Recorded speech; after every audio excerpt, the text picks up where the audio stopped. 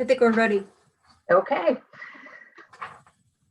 We are now going to convene the Board of Zoning Appeals meeting for June 1st, 2020 via Zoom. The first thing we should do is stand and do the Pledge of Allegiance. Okay. Might be hard to stand. Yeah, Jason, how do we do this? I'll stand. I don't know where the flag is though. Oh, I got one out of my front yard. I can see it. There we go. Okay, here we go. I pledge allegiance Allegiance to to the the flag flag of the United States of America and to the republic for which it stands, one nation, under God, indivisible, with liberty and justice for all. Beautiful. Play ball. We need to do roll call. Mr. Fowler? Ms. Harlow? Here. Mr. Havel? He was here. He's there. He's on mute. No. Mr. Horvath? Here. Mr. Wolf? Here. Darcy, you got to unmute. Unmute. All right. Gotcha. Can you hear me now? Yes. Yes. Okay. Okay. Next up, we have the approval of agenda. We have the 4 cases. Is there a I motion? move. So moved. Second.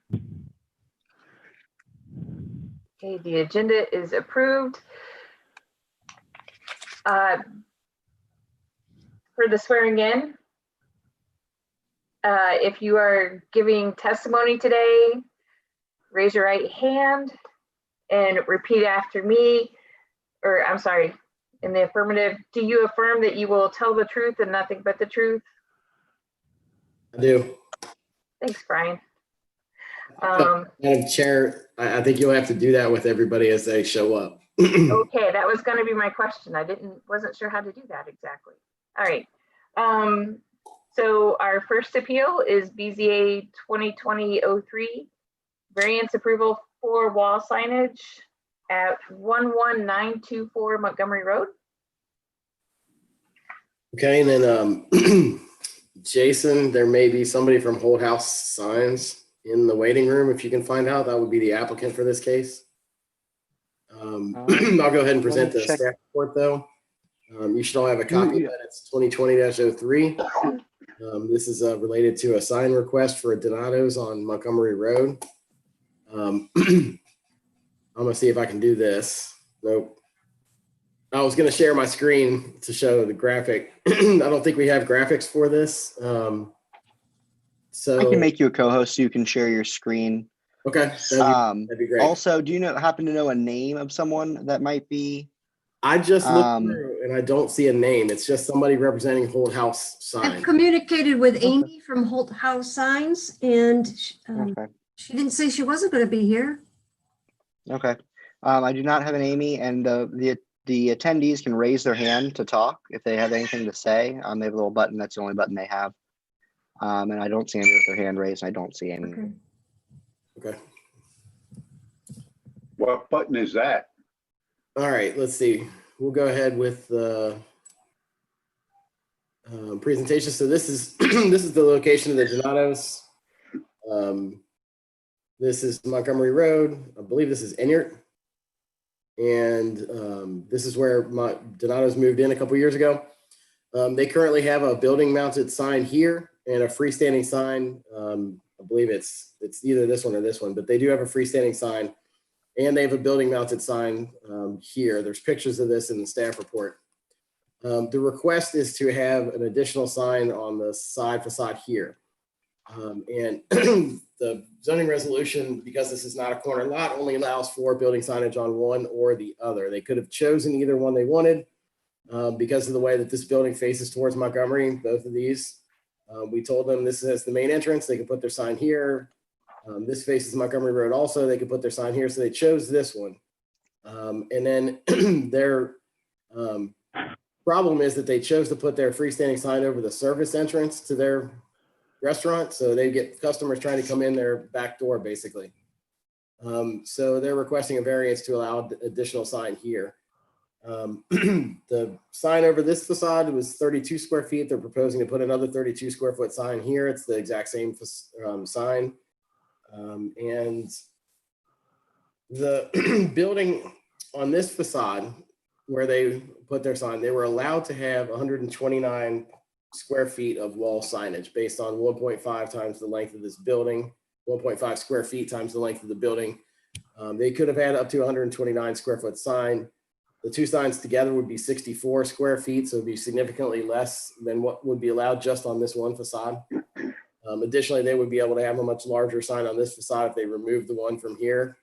They would be allowed to do that by the current zoning code. So the request is significantly less signage than they're allowed to have on this building. Staff is always concerned about the precedent being set by allowing signage on two facades of a building that's not on a corner lot. Just because everybody on Montgomery Road wants more signage, they would have it on four sides if they could. But in this case, there's a building a little bit up Montgomery that has signage that faces towards the parking lot over their main entrance. And then the board, sometime in the past, granted a variance to allow for signage on the side facing Montgomery Road. So there is already precedent for this in this corridor. Again, 129 square feet of signage is the maximum that would be allowed if they just put signage on this side.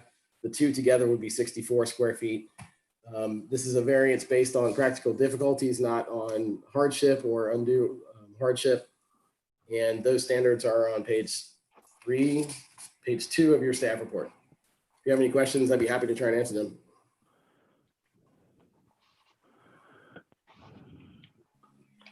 I do have Don Johnson with his hand raised if we wanted to recognize him, but that's obviously up to the chair. Does anybody have questions for Brian right now? Not here. Okay. So we will, we will hear from the appellant. Brian, as always, we'll bring you back if we need you. Thank you.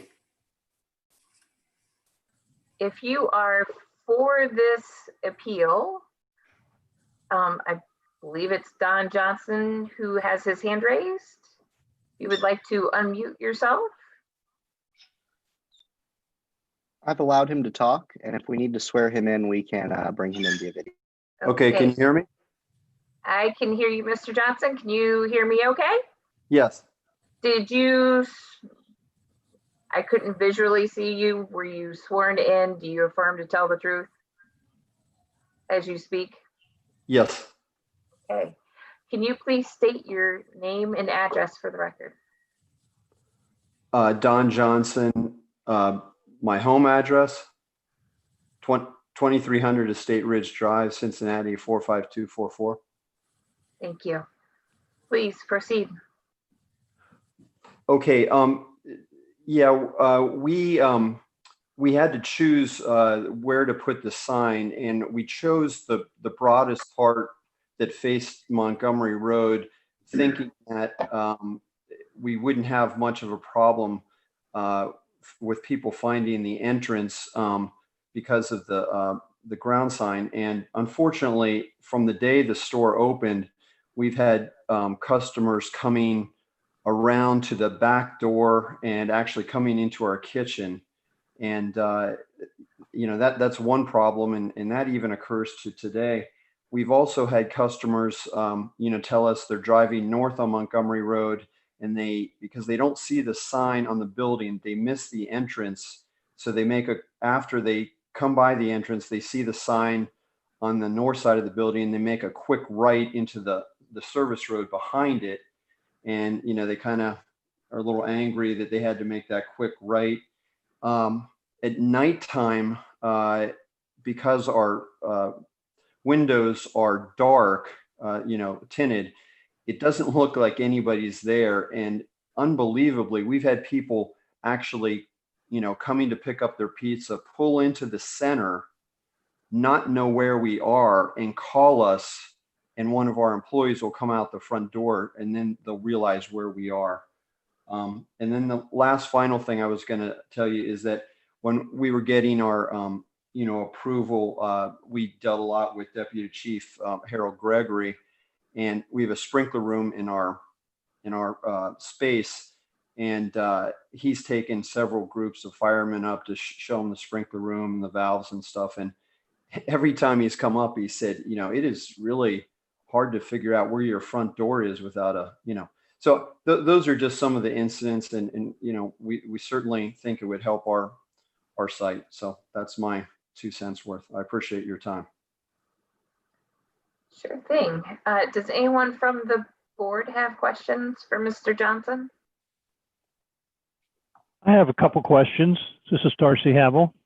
I've got a drawing, and it on the existing sign, it's centered over.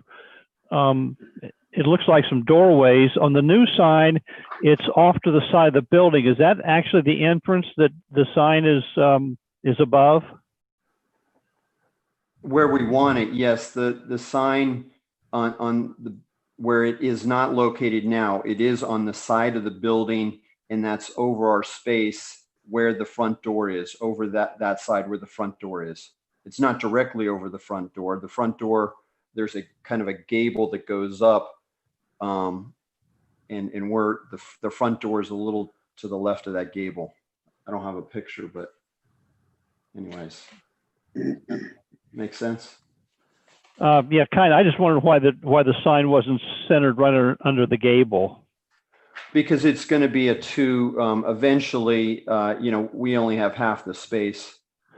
So right now, the owner of the building is, he's using it for storage. But I think at some point he probably wants to finish it off and try to get a tenant. Okay, fine. That answered. I didn't understand that there was going to be another tenant. So that's I can certainly see the reasoning. That's fine. I have a question. Why don't you want to move the existing sign over to the new face as opposed to asking for a second sign? Well, initially we actually asked for signs on both sides, and because the way the building, and I don't know if you can really notice it in the pictures, you're going to pick one side or the other. In other words, we picked the side we picked had the broadest exposure to Montgomery, but at the same time, going down the other way, going north on Montgomery, there's no exposure to the sign. And we were thinking, okay, we have that ground sign out there. That will be enough. That's why we chose the back side of the building, or I guess that's the north side of the building. Right. Because I mean, that used to be Calico, if I'm not mistaken. Yes. And I know your problem is that the entrance is actually further south on Montgomery Road than near your space itself. But when I drive by either direction, I mean, I could see where you want to put it as working, but the ground sign works in both directions. Because I've driven that road many a time, and I've specifically looked at it and made sure it could be seen. So I'm wondering, having that second sign and not just relocating the first sign is going to be in my mind, the right way to go. So I need to, I understand where you want to put it, and I think that's the right direction. It's just, I'm concerned about the second sign right now. Mr. Johnson, I have a question regarding the lighting of the sign. How is the sign going to be lit? It's the same, it's actually an identical sign as the sign on the other side, and it's interior lit, and it's on a timer. So it basically, comes on it depends upon the time of the year. This time of year will probably come on at like 8:30 at night, and it goes off a half an hour after we close, which is 11:30. Okay, thank you. Does anyone else have questions? No? Okay. No questions. I'd like to follow up with Brian Snyder for a moment here, Mr. Johnson. So my question is if there's a second tenant that leases the building, the signage that's currently on it that we're looking at, the 120 square foot for the whole building is the permitted maximum building sign area is 129 square feet. So that would be for both tenants of that building. Is that correct? No, it would be different. So I'll put this back on the screen. So because they're taking this half of the building, they are allowed to choose either this facade or this one. And since they have the ability to not have a sign here and have one over here, they could have put a 129 square foot sign over here. This tenant will only have the option of putting it over the main entrance on this facade here, because this doesn't face a street. Basically, because the Donato's is the tenant that's on the corner of the building that faces towards Montgomery and has a main entrance coming out this way, they get to choose. The other tenant will have their signage allotment. Basically, we'll measure half of the building times 1.5, and they'll get to put it here. So there would be probably another matching sign on the other corner if there's ever another tenant in there. Does that answer your question? Yes. Okay. Okay.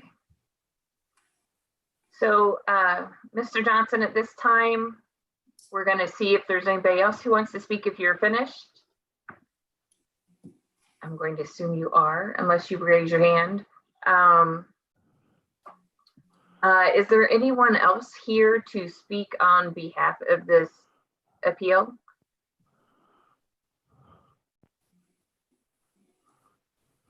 Jason, I hope I'm waiting long enough. All four that have registered are here. Okay. So If you open the participants tab, you should also be able to see the attendees, and you can see if they raise their hand. okay. All right. So no one else is here to speak. I'm going to close this for deliberations for the board. Who would like to start? Well, don't you, if there's anybody out there that wants to speak against? Yes, thank you. Is there anybody out there to speak against this appeal?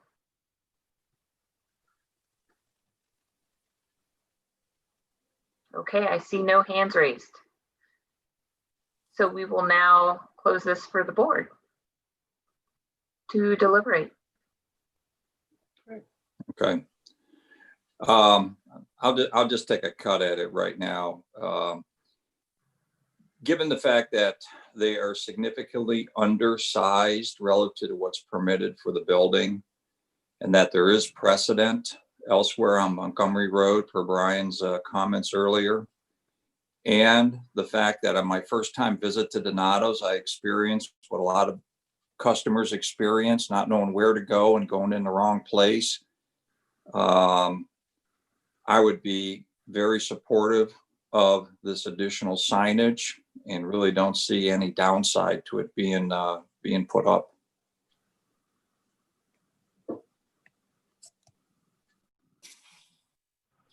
Okay. Darcy or Ralph? I'll start.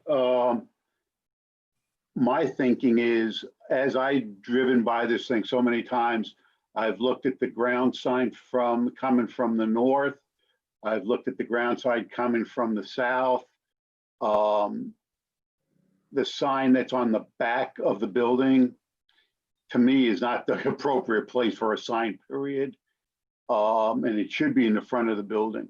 So I don't think having two signs on that building, one on the back side, one on the front side, is appropriate for this situation, even though it is undersized. I still think it should just have the one sign, just like all the other store owners along that whole strip center.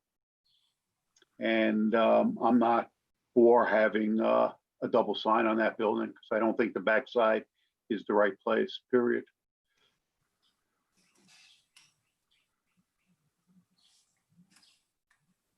I tend to support that actually. I think you're right. We got three signs total. We'll have the sign on the north, the sign, facing, I guess, the south, and we've got an outside sign as well. It seems like it's all signs, and I happen to kind of agree with Ralph on that. Okay. If you're coming from the north and there's no Donato sign, how would you know when you're there? There's the ground sign. They're Right, the only ones but- that actually have a ground sign, and you actually go right to the sign, and right past the sign is the actual entrance into the strip center. Right. And my first time going there, when I saw the sign, what that meant to me was it's somewhere in that plaza. Okay. And I didn't know where it was. And so hence my confusion. I don't see why we need to have them take the sign down on the north side or the northwest looking side, because I think it also helps them identify their business to their customers coming from the north. I don't see a downside to just leaving that and just adding the south side. It's under by almost 50% the total signage. And I think it helps facilitate their business and certainly is customer friendly. Yes, probably in your mind, it's customer friendly, and we are to be customer friendly, but I still think we need to be public conscious of what's going on. And we also don't want to have too many signs in this area, just blaring signage. They also have a ground sign, which is allowed, but nobody else has a ground sign there. And you pull into the strip center, and if they have the sign right over their doorway, there is Donato's, like everybody else. You find it. They're coming from the north and south, and you actually see that. You don't even, most of the time, you may not even see that sign on top of the store, but you will see their ground sign going both directions. But if I think about the aesthetics, a ground sign is a much less pleasing device than having two very well neatly placed signs on the building. So if we were going to do both signs, it would be imperative that they remove the ground sign. Because the ground sign is, it looks very temporary. It looks like something that's been rented. It is not consistent with what I believe we want to see along Montgomery Road. I would rather see that second sign nicely done with the right colors and the right size for the facade on the building and get rid of the road sign. But right before us, Jack, do we put a sign on keep both signs or get rid of one sign? We have nothing to do with the ground sign, which is approved and which is allowed by code. So I agree with what you're saying, but where our hands are tied, I don't think we could tell them to take the ground sign out if we keep both signs. Why not? Why not make it conditional? You get the second sign on the building, ditch the ground sign. I'm willing to do that if we do that, and then they're getting, the best of both worlds in my mind. Then the ground sign just goes away. Yeah. But right now, the only thing that's before this board is strictly one sign or two signs on the building. But I think we can make it conditional. Brian, And can you step in on this thing?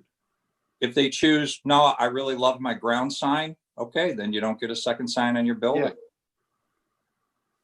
mean, technically you can, it's a signage related request. And so taking into account all the signage on the site is possible. I would get the applicant's take on that before you impose that though. Okay, well, let's hear what they have to say about that.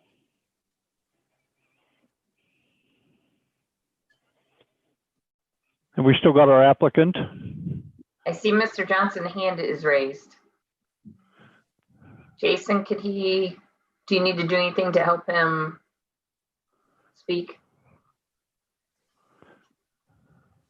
Oh, I can do that. Okay, can you hear me? We can hear you. Yes. Okay, I appreciate everyone's comments. I guess from a business owner, taking down a $15,000 brand new sign that we just put up, that would be a difficult business decision. I understand where you guys are coming from. If that's what the choice is, I think if we really don't want to put a second sign on the building, I guess I would have to make the choice of moving the sign from the other side because, just the investment alone of taking the sign down, I 15 grand in it, let alone what it would cost to take it down. And so that's not someplace I want to go, but there are. Wait a second. Yeah. Wait, can I ask you a question? What are you referring to? The ground sign you said to take down? Okay, so you're referring to the ground sign. The ground sign is $15,000? Correct. Okay. And it's brand new. It's just was put in. Okay.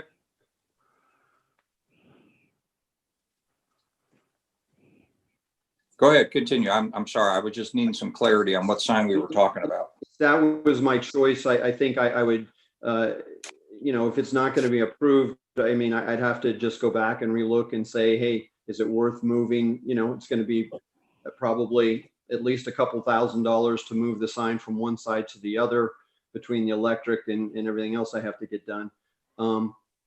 Again, when we just to tell you, when we first put this in to zoning, both signs were approved on the building. When they went to get the permit, that's when it came back and said choose one.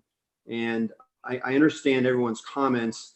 The ground sign is really something that is almost directional to the center. And so I would just say that for all the things we've experienced in the 3 months that we've opened in this site, it's pretty amazing. I never even thought it'd be an issue, to be honest with you, when we opened the center, and it's become one. And so anyways, any other questions? So let me be clear. So what you're saying is, if you had the choice between having two signs on the building as requested and no ground sign, or having one sign on the building and a ground sign, you would choose one sign on the building and a ground sign.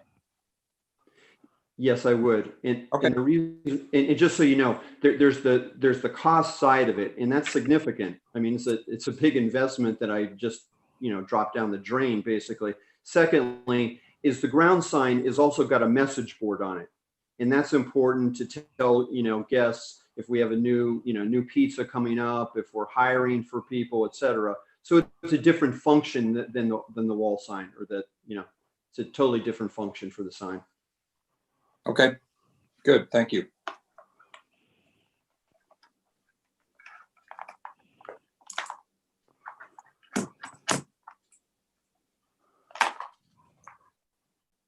Darcy and Jennifer, we heard from Darcy, but now I guess Jennifer. Oh, yes. Sorry, I was trying to make it so Mr. Johnson was muted here. So my thinking, I'm a little bit of both ways on this. I understand when I've driven in there, I know where the entrance is to the building. I've not had that issue. But I can see that that's an odd shaped, like how it's situated towards the street and how they would like to have the two signs. It's not one of the word LED signs or any of that kind of stuff. So I have less of a issue with the actual sign. And they're below the total square footage. So that makes it a little easier to swallow. At the same time, I'm not for making precedents. We don't need to be lit up. I think that's what we've said before. We don't want that section of Montgomery Road lit up like Fields Erdel. So I feel like they can make good use of the business without granting the appeal.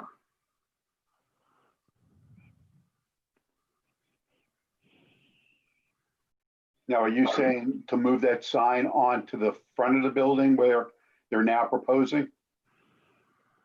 Me, no, I would not.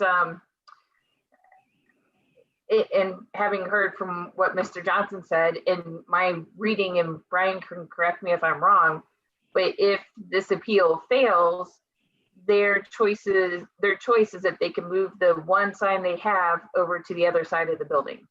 Correct. Right. Okay. They still have that right, and Yes. if that's what he'd prefer to do because it's creating such an issue, then I think it's okay to leave to have it that way.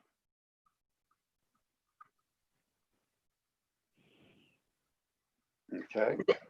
Does anybody else have more discussion? Not here. Jack, did what Mr. Johnson have to say change your thinking at all? Let's hear what your final proposal is that we're going to vote on.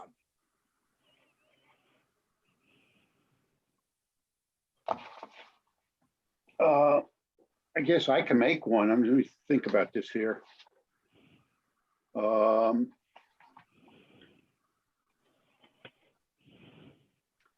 Well, in reality is that we actually deny BZA Appeal 2020-03 for the installation of a second building sign on the Donato's, I want to call it whatever location that is, 11900 Monk. No, that's Walker Road. That's Walker Homes. What's the address of this? That's the correct address, the 11924 Montgomery Road. Yeah, that's the correct address because that's Walker Homes.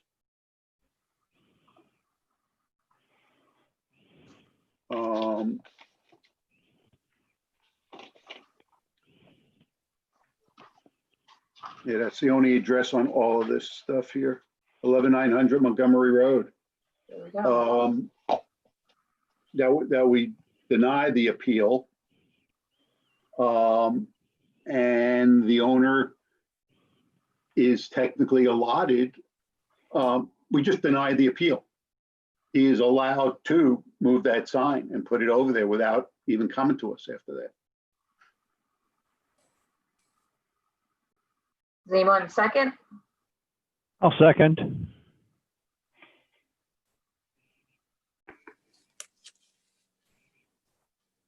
You ready? Eddie Luann. Yeah. Okay.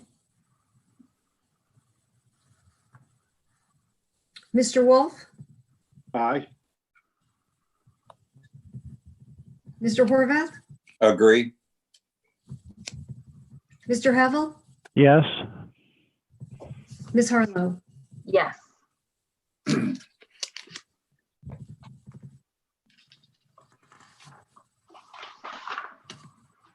So, Mr. Johnson, to let you know that the variance approval was denied. Yep. We are going to move on to BZA number 2020-05, conditional use approval for temporary sales at 10,910 Loveland Madeira Road. That's Okay. 2004, I believe this is 2020-04. 04. Sorry.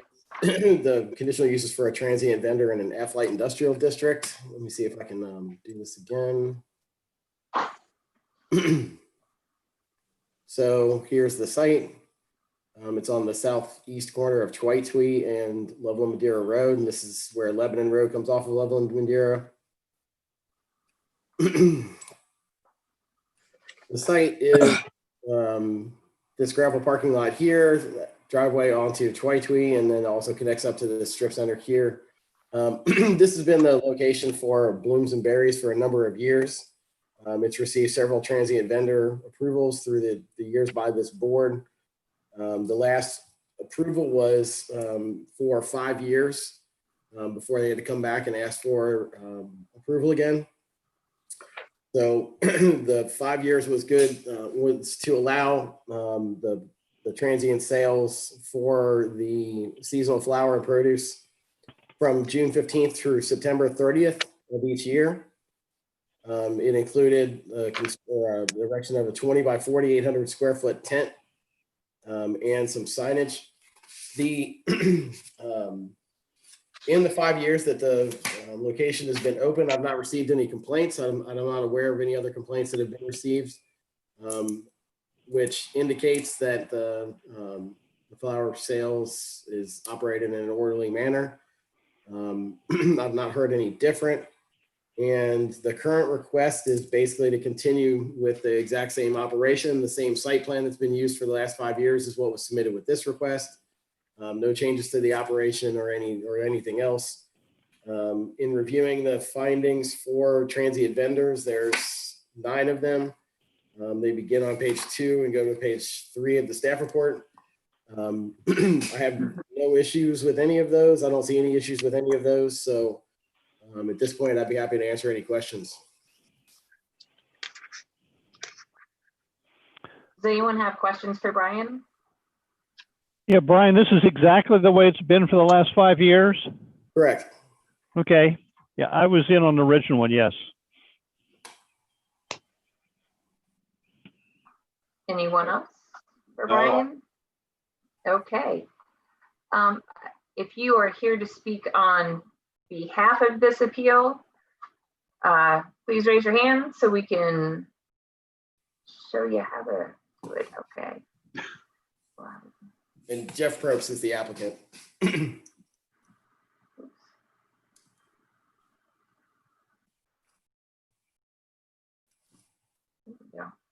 Mr. Probst, can you hear us? Yeah, I believe so. I'm holding a space button to temporarily unmute. So I appreciate the time. Appreciate everybody's time and talent tonight.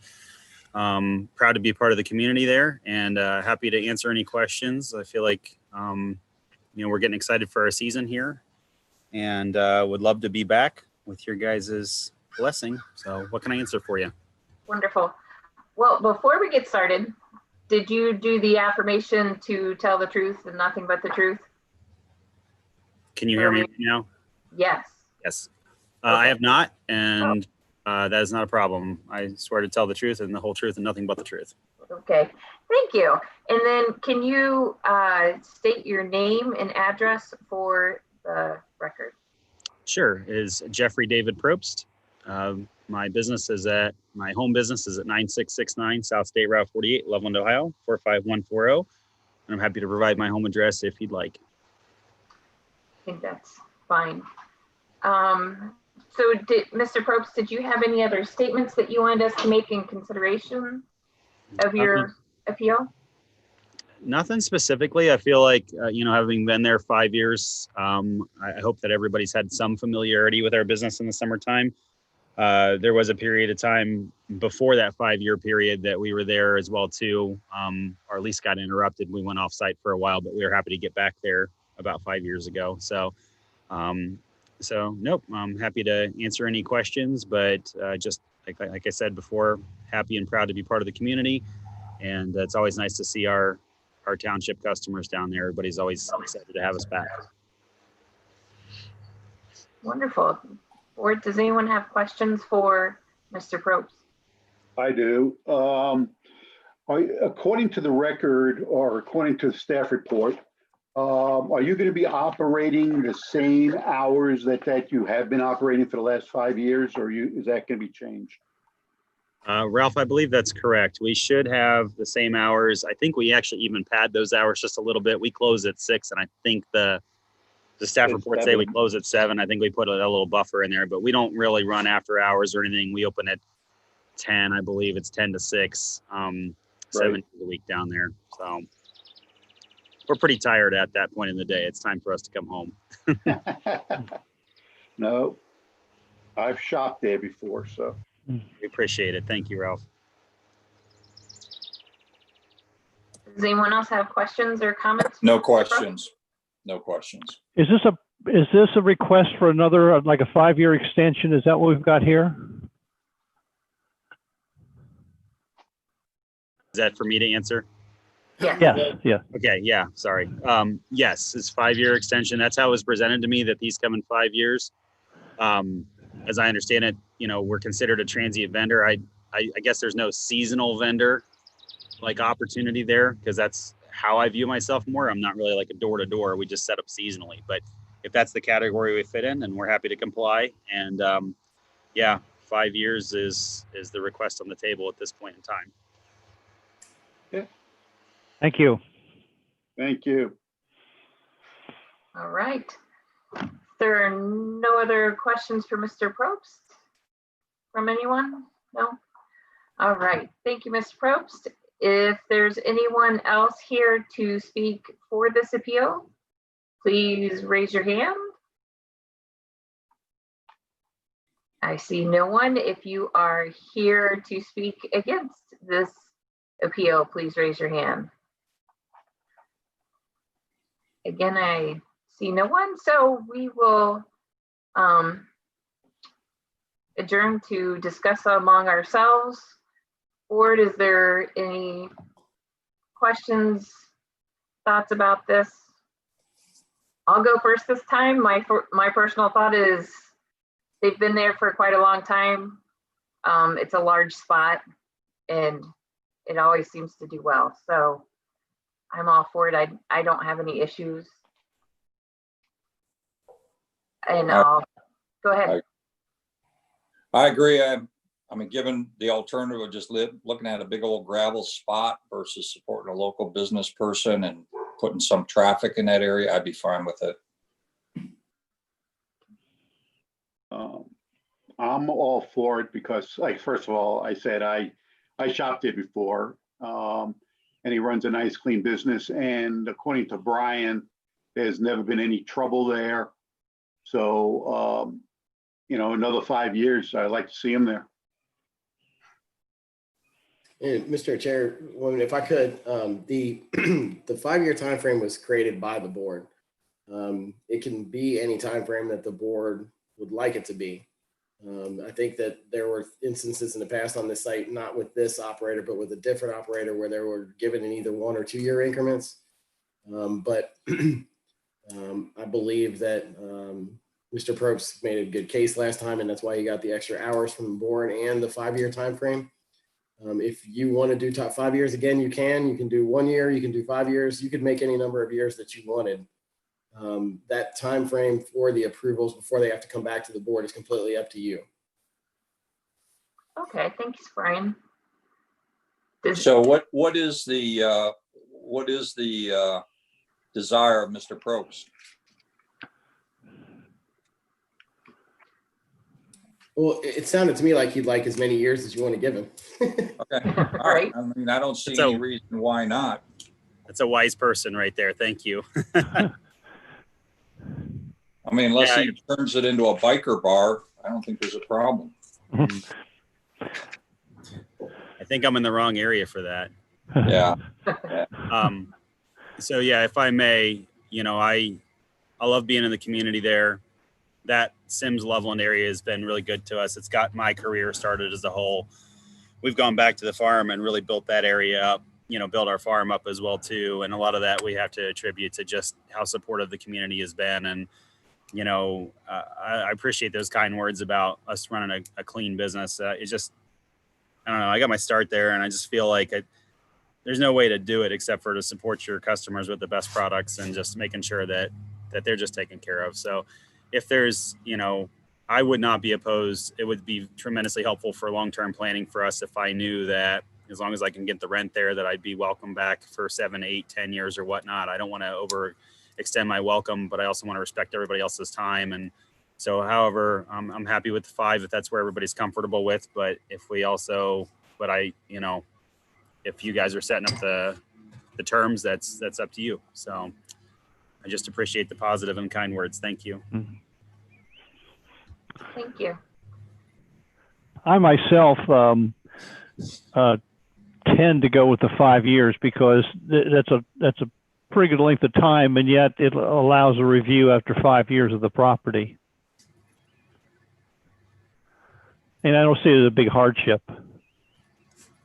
Yeah, I don't think a half hour once every 5 years to come before us and just talk would be such a great hardship. I would agree with the 5-year limit for right now. Let's do just a look-see after 5 years, and everything's going well, we'll give you another 5 years.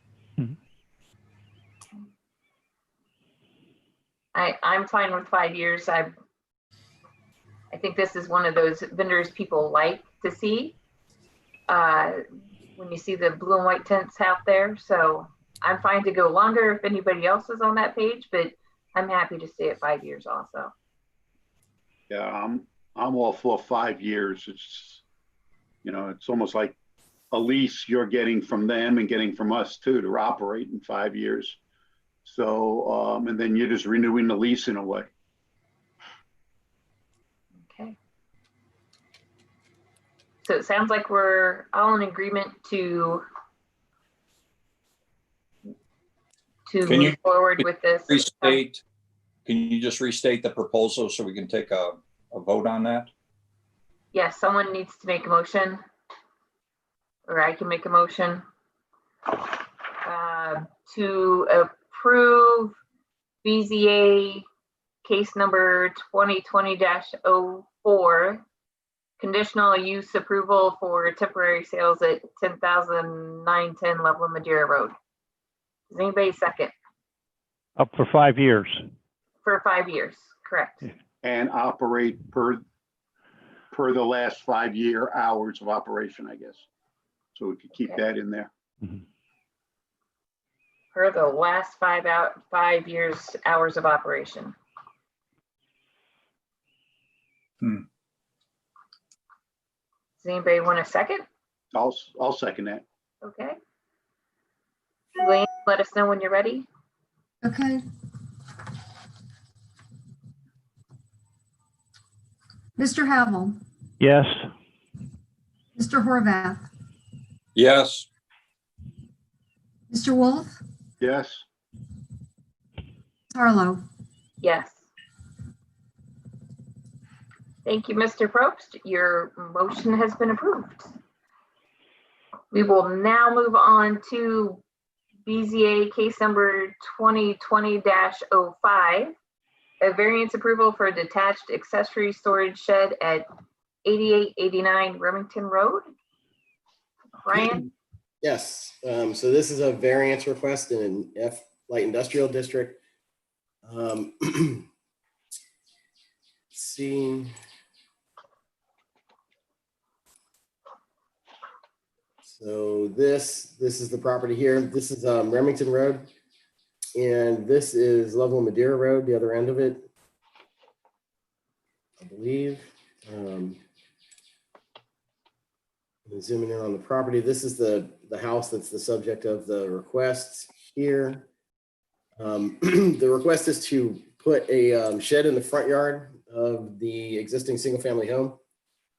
They would like to put the shed here. It would be a 560 square foot, 14 by 40 foot storage shed.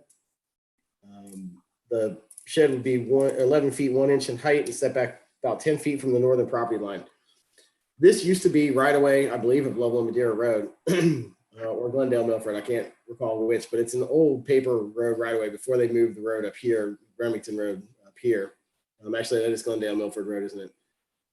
Anyway, this is the old railroad right of way that was old road right of way that was vacated. So the property line is currently here. This is one side of what used to be the right of way. The right of way used to come within a few feet of the front of this house and very close to this corner here before it was vacated. So 10 feet back from there is about a little bit south of the edge of the pavement here. Because it's in front of the single family house, it would be a shed in the front yard area. That's the need for the variance. It complies with size, with a size and height. The shed could be pushed further back into this location. It cannot be put into the rear yard. Really, it would require this to be removed. And this is the only actual usable yard area that's on this lot, because this starts to drop off pretty quickly into this creek. So even if they did move it back here in this area, it would still be in a side yard, would still need a variance. This house across the street faces towards Glendale Milford and has a shed in the back of it, but it's also, because of where the right of way is, this one would also not comply with zoning. It's at the end of the road. It would be blocked from Glendale Milford by the existing single family home and some of the trees. There are some pictures from this vantage point in your staff report that kind of show that. So it would really only be visible to a couple of the houses across Remington Road, maybe just this one that has a view down this way. Other than that, nobody else would see it. And again, because this one's already here and because this is a very strange area with the old vacated road right away, I don't know that it would cause any serious concerns. But this is a variance request, and the standards for the practical difficulties variances are on page 2 of your staff report, and I'd be happy to answer any questions.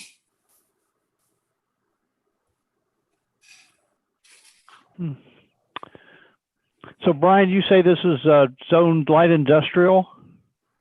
It is. Yes. Okay. So I guess these are warehouse buildings to the side of those, to the left of them? Yeah, these are self-storage. Okay. This is, I believe they might rent U-Hauls out of this building. This is a commercial building as well. That's right next door to this. And then these are commercial buildings. And then you've got an MSD treatment plant at the end of Remington Road. This has been an office and a church in the past. I'm not sure what it is currently. And then the rest of these are single family houses. Right across the street are more industrial uses. It's kind of, most of the zoning in this area is industrial. Okay, the one that's 8887, isn't that an office building also? This one, it may be. I'm not sure. Yes, it is. Mm-hmm. So there's one single family residence stuck back in there. Right. I believe this used to be part of this. I think the people that used to live here a long time ago also ran this business, but I'm not positive of that. Okay. It may have actually been these other two. And even in light industrial, the front yard requires a variance? For residential uses, yes. Okay.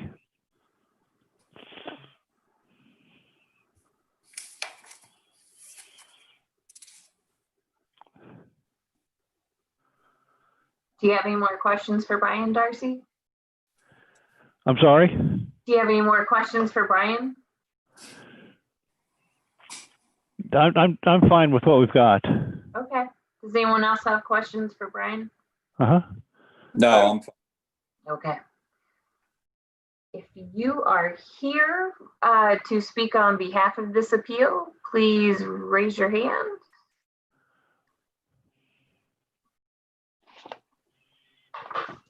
Mr. Shepherd.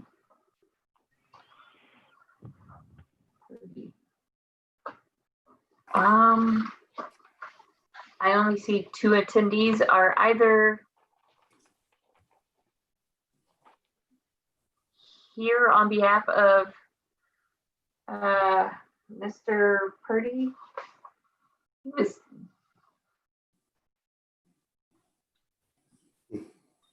Okay. So I see no one raising their hand to speak on behalf. Is anyone here speaking against this appeal? Again, that looks like a no. So we will close and the board will deliberate. Is that the correct thing to do? I thought I saw the name up, Rick Pretty up there before, so I wasn't sure if that was still a, should we hold on to this or go on and decide it? So the applicant or the appellant doesn't have to be at the hearing for you Okay. to grant it, but it is a reason for the board to continue it if you want. Like, for instance, if there are any questions that he's not here to answer, you can continue it just for the fact that he's not here to answer questions.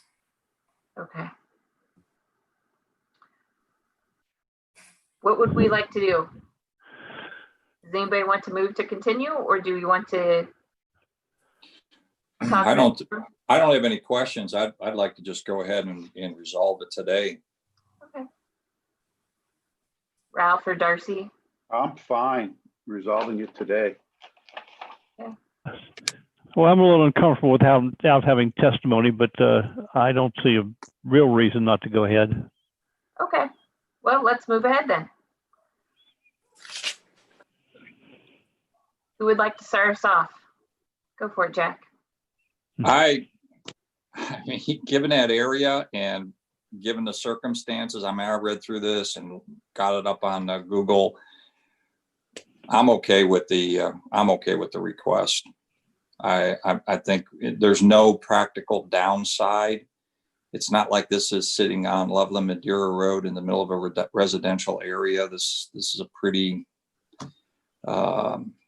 utilized area, so to speak. Yeah, so I don't begrudge the owner his request.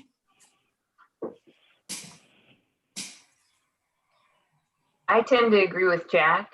I feel like this is a heavily commercialized area. You're not putting something right next to someone's house or 10 people's houses, and there's nobody here objecting if there is. So I tend to go along because this is a pretty unique looking piece of property. Darcy or Ralph? I agree. I mean, this is all industrial and here's a single house just there.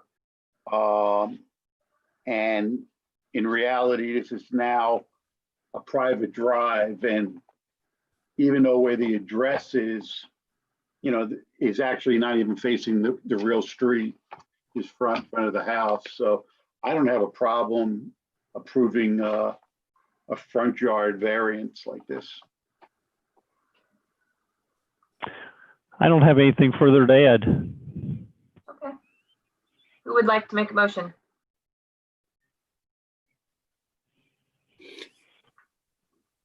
I'll make a motion that we grant the variance for 8889 Remington Road, BZA Appeal 2020-05, as drawn on the site plan by Walker and Associates, dated February 11th, 2020.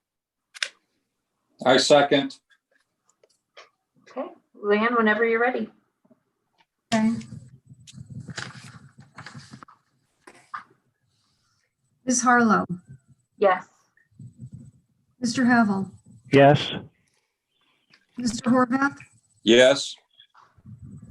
Mr. Wolf. Yes. Okay, that motion has been approved. We will move on to our final appeal tonight, BZA number 2020-06, a variance approval for commercial building addition at 8772 Glendale Milford Road. Okay. This is another variance request. I am going to share the screen so we can look at this. This is right down from the other one. The previous case was right here. This case is right here. this is a building addition onto an existing single-family home that's currently zoned residence with retail. So just to go show the property lines, this is the house, and yeah, I can't do that. Give me 1 second. Okay. Okay, so this is the house. There's currently a garage here, and currently the driveway for the house goes onto the adjacent property. I think they were all owned by the same person at one time. This is an old gas station. It's currently vacant. And then there is a large lot, single family home on this property here. The e-retail zoning line is somewhere right about here. So a portion of this residential lot is zoned retail, and all of this lot is zoned retail.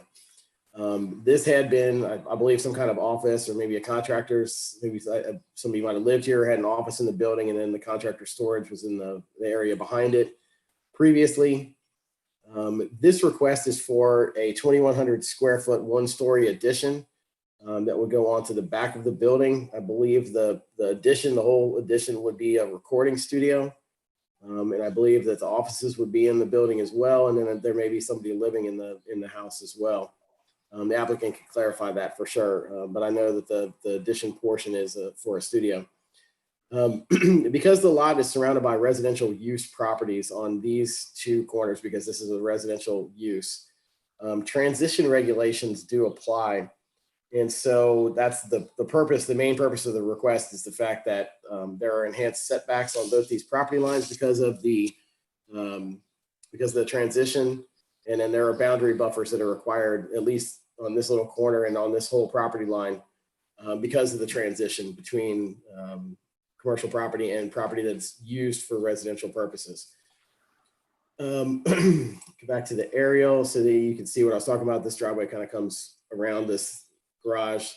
The applicant is proposing to take out the garage and the driveway and bring all of the access in on the property so it wouldn't encroach onto this adjacent lot anymore.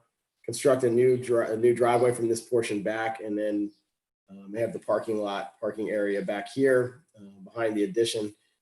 You should have graphics in the packet that kind of show the addition. There's the parking lot, looks like maybe 8 spaces that would kind of nose into the building here. The variance request, the site is required to provide a 50-foot setback from the northern property line and I believe a 25-foot boundary buffer and a 30-foot setback from the western property line. So because we can't see the properties, let's see if I can do this. Maybe not. Property. Here we go. Okay, so the existing house doesn't meet the 30-foot setback. I believe it's 20 feet from the property line currently. The addition would continue a little bit further away, but not quite as far away as 30 feet. So there would need to be a setback variance for the addition, as additions are required to meet setbacks, even if the existing structure does not. So that's a 1 variance to the 30-foot setback from the western property line. So how much are they asking for, Brian? 20.5 20. from the western property line. So about a 9.5-foot variance for the setback. There's also a 25-foot boundary buffer that's required on this property line, and they're requesting to waive that. There's an issue with the streetscape buffer not having enough shrubs. I don't know if they're actually asking for a variance to that, or if they would be willing to put the extra shrubs in that they need to meet the setback or to meet the streetscape. I think there's some existing vegetation here that probably would count towards the streetscape buffer. I think they could probably meet the streetscape buffer requirements just by counting the existing vegetation towards their required vegetation. I don't think that they really need a setback or a streetscape buffer variance, but they certainly need the variance to the side yard setback, the side yard boundary buffer, and technically there's a 50-foot setback required from this property line here, and they're proposing 31 feet. So the addition would come out to within 31 feet of this northern property line where 50 is required. That's a 19-foot setback variance. The staff report indicates the limited impact of any of those variances on anybody around this.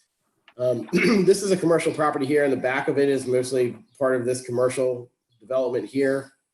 And there's no houses that would be impacted. Technically, the 50-foot setback is required because of just this little corner intrusion here around the corner. That's what creates the need for a 50-foot setback. But they would be required to have a larger setback from this commercial use, which doesn't probably make sense. And then on this property line is significant vegetation and a significant distance between here and the nearest house. But really the fact that there's a mature vegetation in this area that would screen the addition and basically account for the boundary buffer. I don't know that if you required them to meet the 30-foot setback and the boundary buffer, they would come in and, you know, they would make the addition smaller. They would also have to take the vegetation out and put in a new boundary buffer. Just granting the modification to not install a new boundary buffer would allow all this existing vegetation to stay. And it would do a pretty good job of hiding the fact that the building is 10 feet shorter from the property line than required. It's really kind of the long and short of the case. There's not many more findings in the staff report.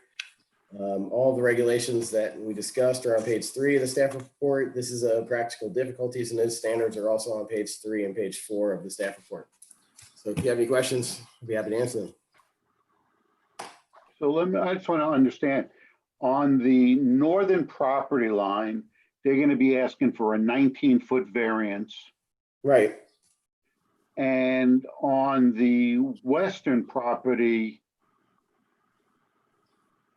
what's the setback supposed to be on the west?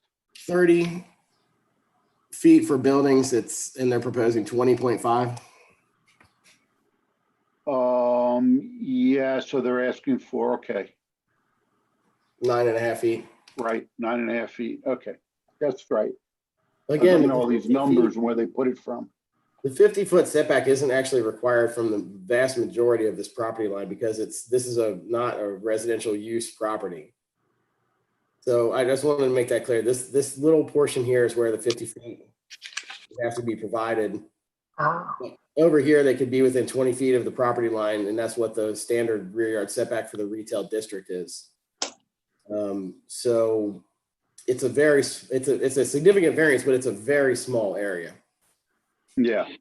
So, Brian, from your experience, given this variance looks, I think, more on paper than it really does based on the graphic and the aerial, do you see any real practical downside to granting this variance? Well, I can't say yes or no to that question.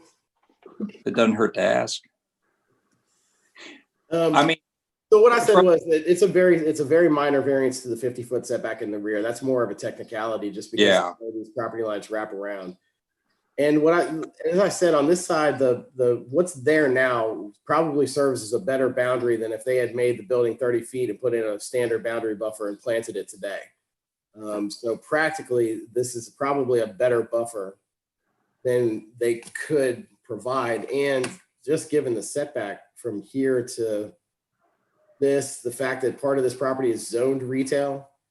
So there's not really much stopping this property owner from separating this lot and using it for retail in the future because the zoning line actually runs through a portion of that property. I'm pretty sure you can, well, no, actually the zoning is not on our vicinity map. Apologize for that. Thank you.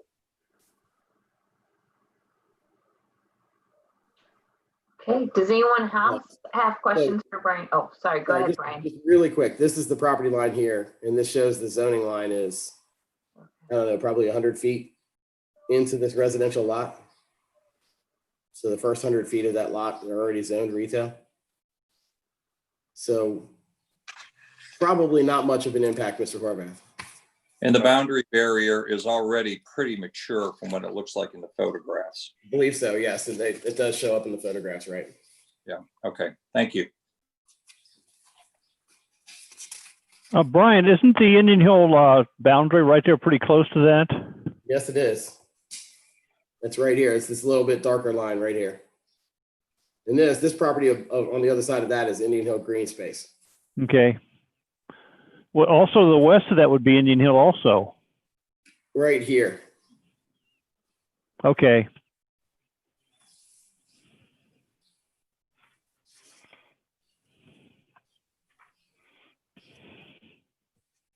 Okay, are there any more questions for Brian at this point? No, I'm fine. As always, Brian, we like to reserve you. Hmm. We will move on to speak, to see who is here to speak on behalf of this appeal. I believe that's Mr. Shepherd.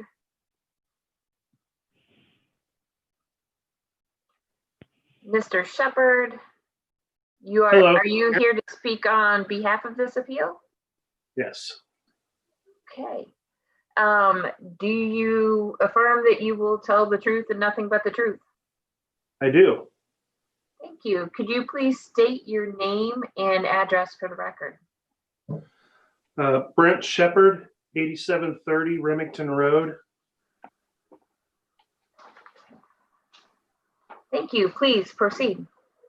First of all, thank you for your time and your consideration.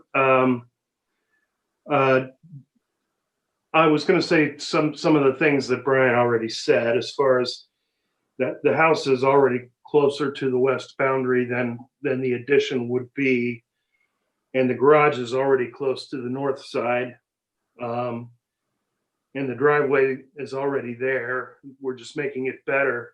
And just to be clear, it doesn't sound like anyone knows this. The residence to the west of that building, I'm sitting in it right now. It's my house. That's why we purchased that building, partially to have other than to have an office space for me, partially to have like a mother-in-law suite guest house. My residence is the only residence around that property.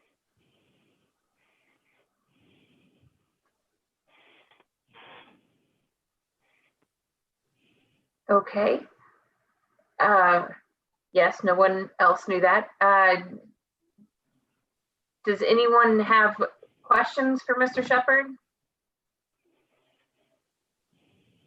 I would like to add, my architect should be on the line too. So if anybody has questions for him, Jake Miley should be on there as well. Okay. All right. I don't believe anyone has questions for you. We will move on to Mr. Miley here. And if we need to, we'll circle back to you, okay? Okay, thank you. Sure thing. Thank you. Hi, this is Jake Miley. Hi, Mr. Miley.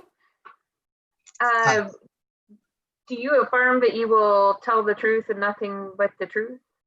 I do. Wonderful. Can you state your name and address for the record, please?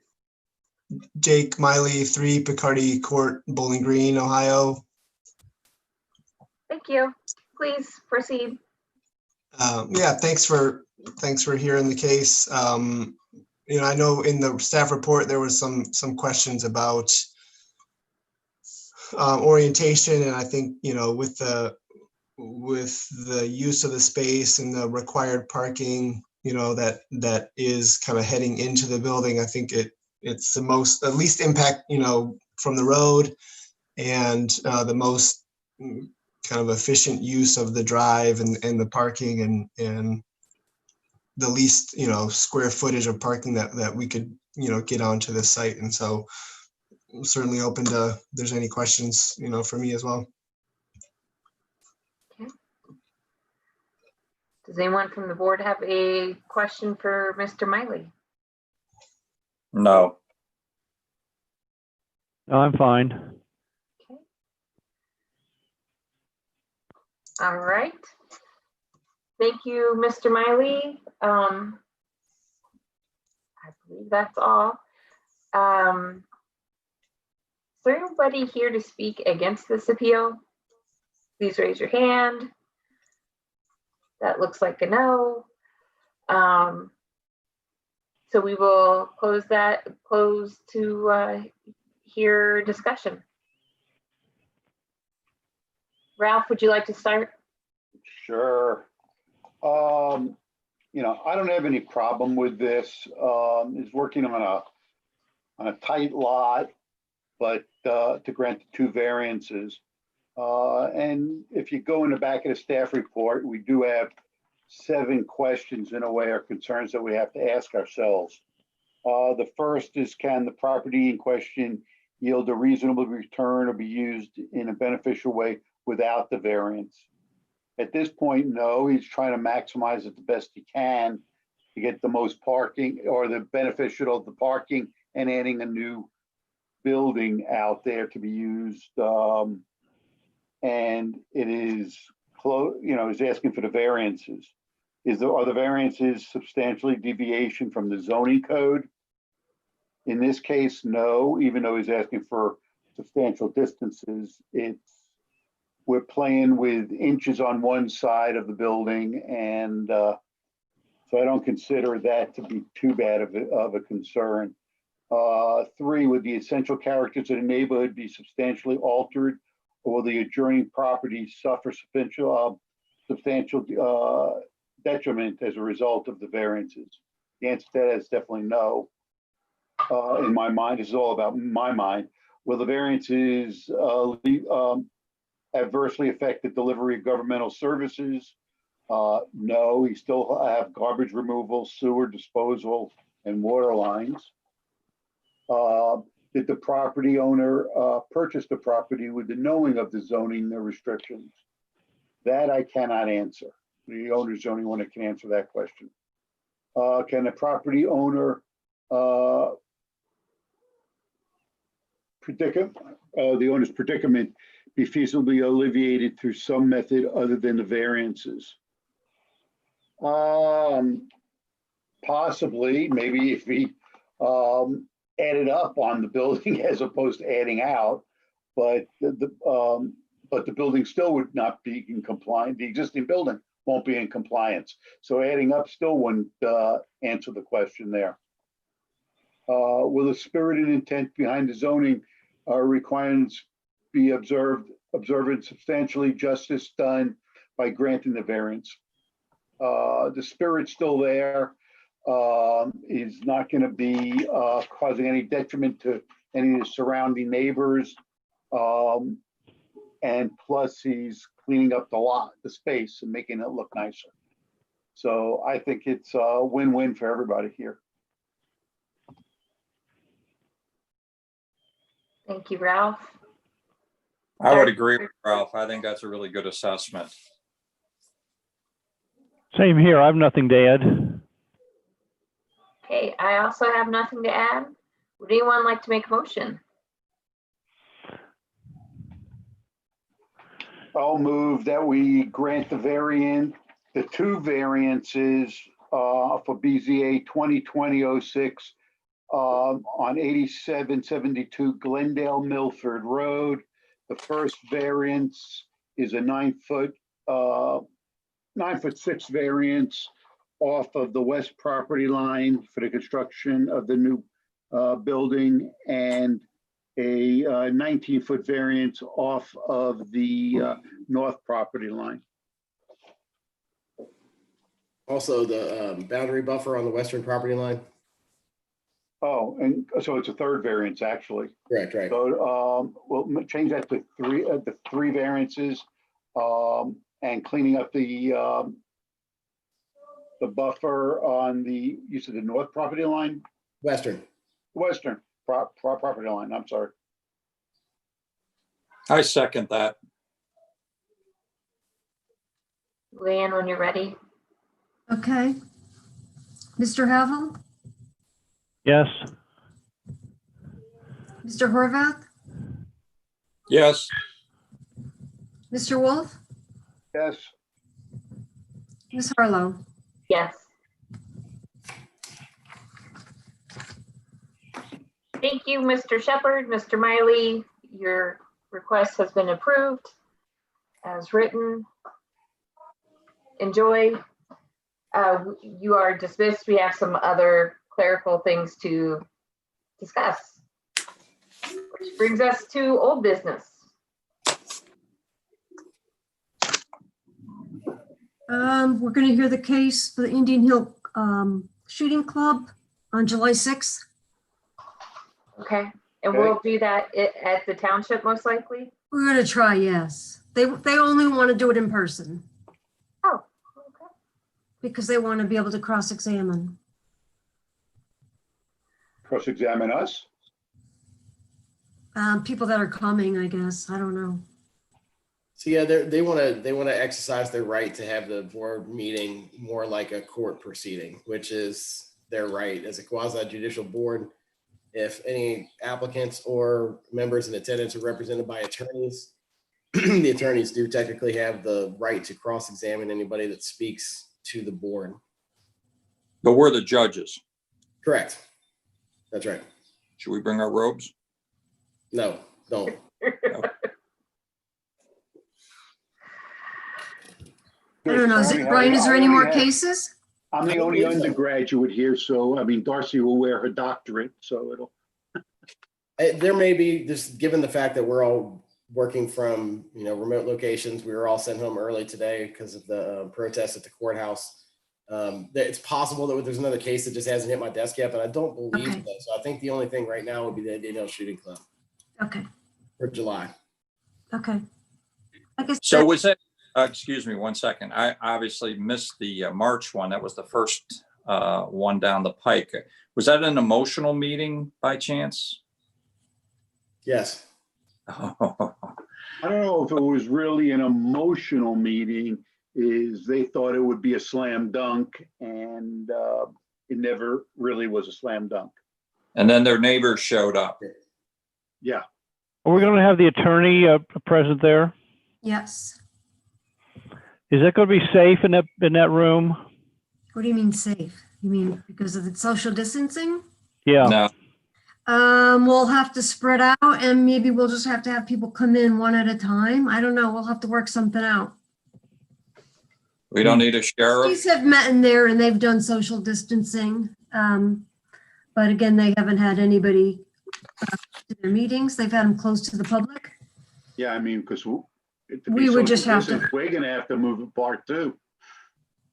Yeah, we'll just have to limit the amount of people in the room at a time, I guess. I don't know. I guess. You don't think this will be over by then? I hope so. I don't know. Do So we need a sheriff in the room? if Congress can meet by Zoom, we can't do that with Indian Hill? They don't want it, though. They could have been on the agenda tonight. They did not want to. Okay, what happens if? Actually, before we end this, just to clarify this, for the possible legal future of this case, they were on the agenda for tonight's meeting. They did request that it be held, but because I believe at the last meeting of the board, the last actual meeting that we had, that it was announced that it would be on the next meeting agenda, which was canceled. And then there's this meeting agenda, which was the next actual meeting agenda, I think, since the March meeting. So you may want to take a motion to officially continue the Indian Hill case until July. And I'm not sure what the date is, Luann. July what? 6th. Is it the 6th? Yeah. For somebody to make a motion to continue the hearing until July 6th, we've announced that it's going to be on that meeting date. Thanks, I'll make Brian. a motion. I'll second.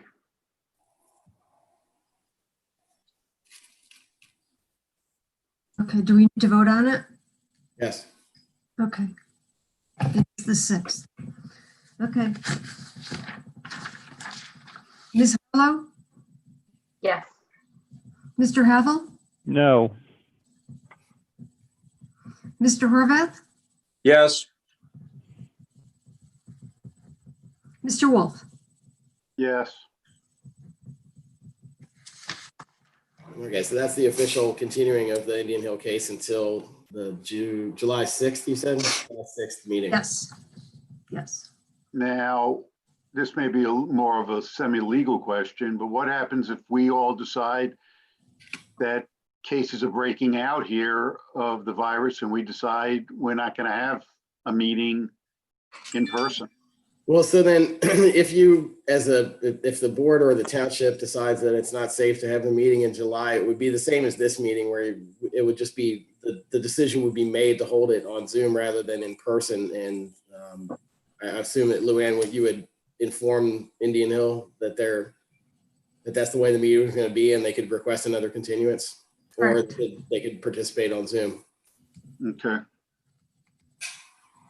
Luann, can you resend, at least for me, the package for that meeting? So that's a question I have. Jack wasn't here for the initial meeting. Will he be able to weigh in on the next one?